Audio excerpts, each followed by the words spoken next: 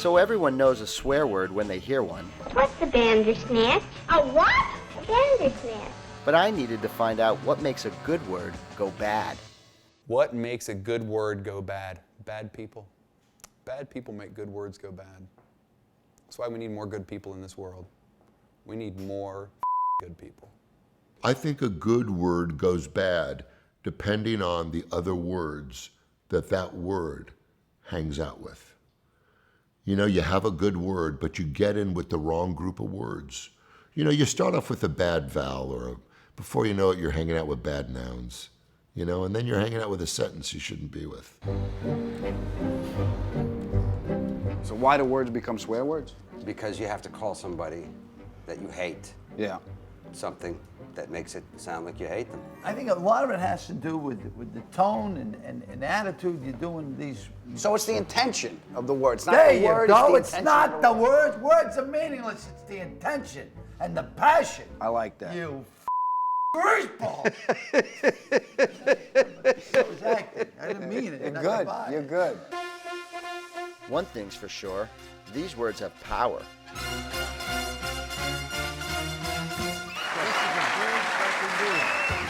Kids are growing up in a cursing culture.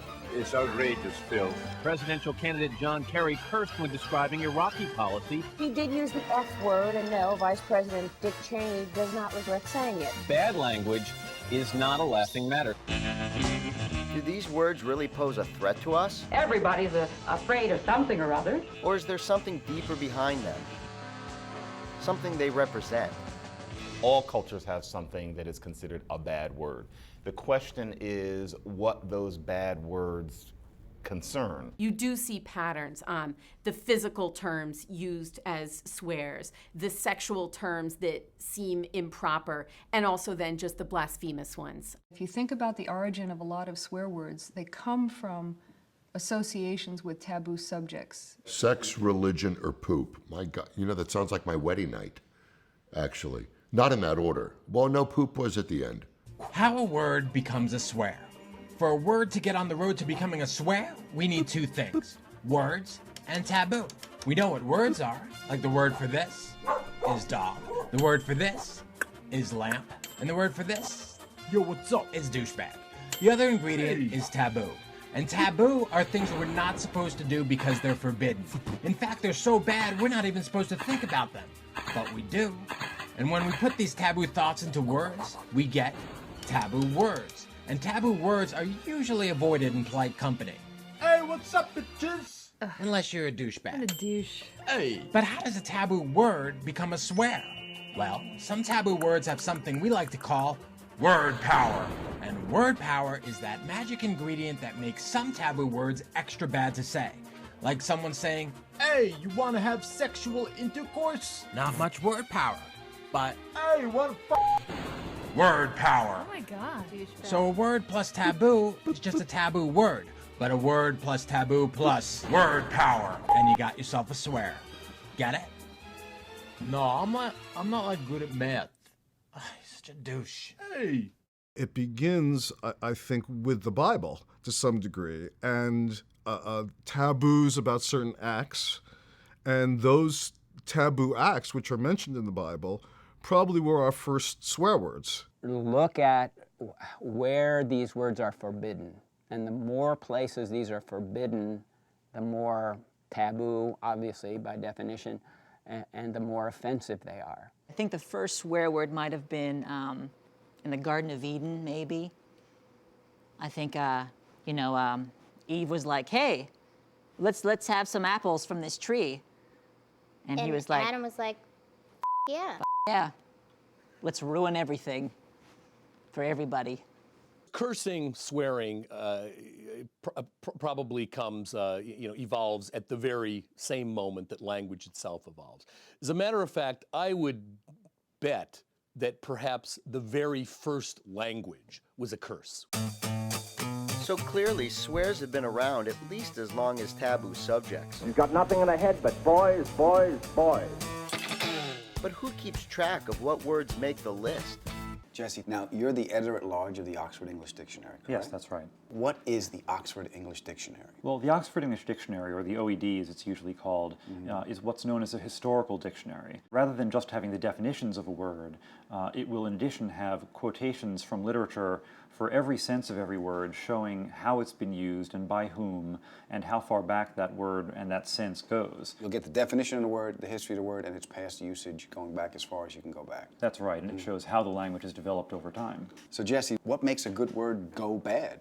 Well, there's a line in Hamlet that is useful here. There's nothing either good or bad, madam, but thinking makes it so. You know, these words are not inherently good or bad. You know, words that are referring to body parts or bodily functions, you know, there's nothing about the word that's bad. We just know it is bad because we find the concept uncomfortable. What are some of the more offensive words that you've worked on? Well, recently I was working on the OED's entry for itself, which was originally put in 1972. What makes so special is that it's used in a very wide variety of ways. So in fact, you could someone with a dildo, you could someone in the face. You know, I had a great time then. And we say I'm tired, or we really up that deal, or something like that. All sorts of parts of speech, all sorts of uses, they're all there.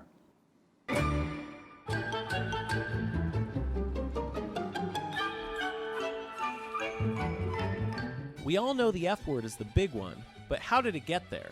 It started as a slang word for having sex. Now, it means just about everything. There are some competing views of its origins, but some say it comes from a Germanic word meaning to go back and forth quickly. How that got linked to sex is beyond me. What it doesn't stand for is fornication under consent of the king, for unlawful carnal knowledge, or any other Van Halen album. Here's some examples of the F word in history. It first appeared in print in 1490. Its first appearance in a major film was in MASH in 1970, and it was said 437 times in season 1 of The Sopranos. 437? Get the f*** out of here.